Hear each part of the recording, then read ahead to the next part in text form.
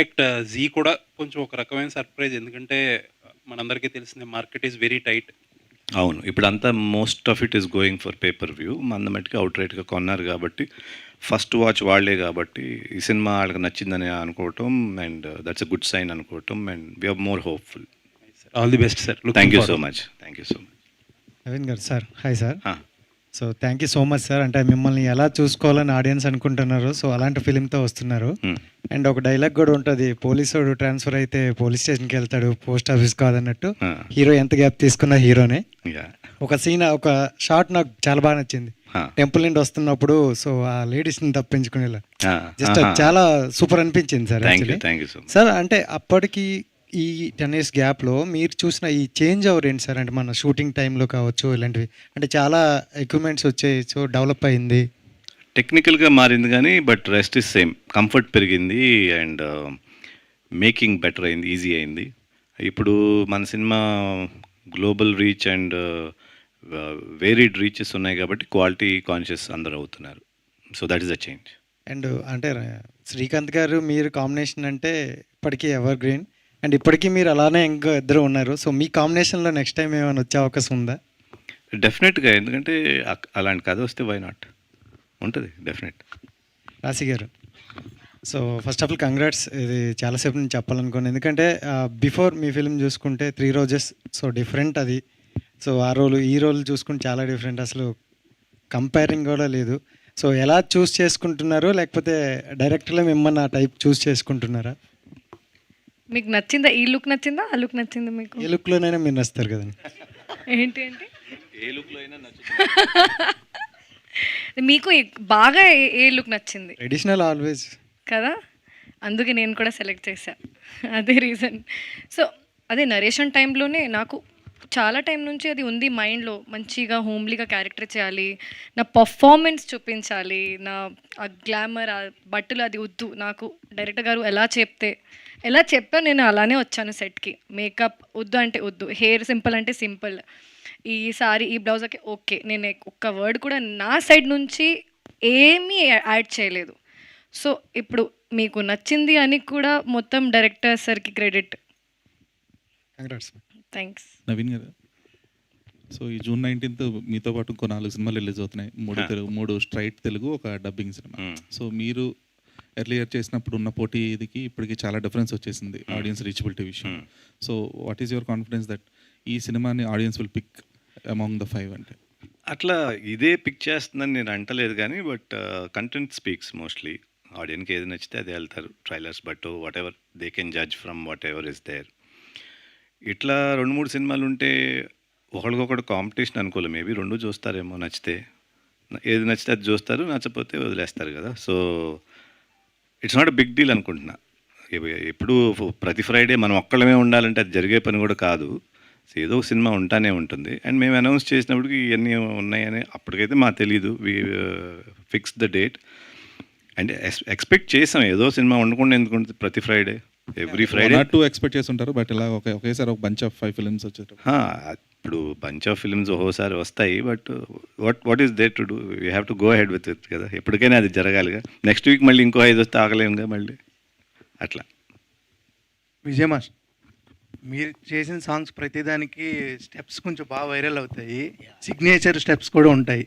మరి నవీన్ గారు ఎలా చేశారు, ఎలాంటి స్టెప్స్ ఉండబోతున్నాయి? చాలా చాలా బాగా చేశారండి. అసలు మీరు చూస్తే మీరు ఖచ్చితంగా షాక్ అవుతారు. ఆల్రెడీ చూసారుగా, ఇందాకే షాక్ అయ్యారు.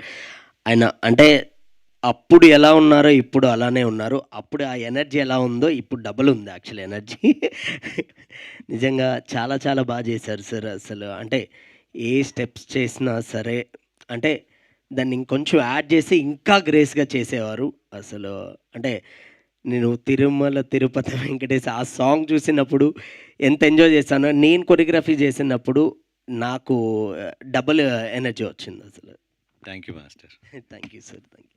నవీన్ గారు, సార్ ఇంతకుముందు అంటే అప్పట్లో ప్రమోషన్స్ చాలా కొంచెం తక్కువ ఉండేవి, ఇప్పుడు ప్రమోషన్స్ ఎలా అనిపించేశారు మీకు అసలు? చాలా ఎక్కువ ఉన్నాయి. ఇప్పుడు పెళ్ళి మూవీ అప్పుడు ఎగ్జాంపుల్ చెప్తాను. పెళ్ళి మూవీకి నేను ఒక ఇంటర్వ్యూ కూడా ఇవ్వలే యాక్చువల్లీ. ఫస్ట్ ఆడియో లాంచ్ చేశారు, టీవీ ఉండేది కదా అప్పుడు. టీవీలో ఈ ట్రైలర్ కట్స్ వేసేవారు. నెక్స్ట్ థియేటర్లో ఆడియన్స్ సినిమా చూడటమే, ఇంతే. సో ఏదైనా ఉంటే ప్రింట్ మీడియా ఉండేది, కొంచెం 2-3 ఇంటర్వ్యూలు ఉండేవి అంతే.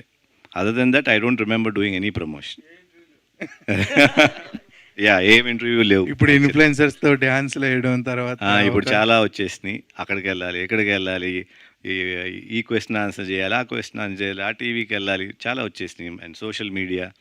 సో ఓకేనా, బెటర్ అంటారా లేకపోతే అప్పుడుదే బెటర్ అంటారా? ఎప్పుడైనా సింపులే బెటర్ కదా.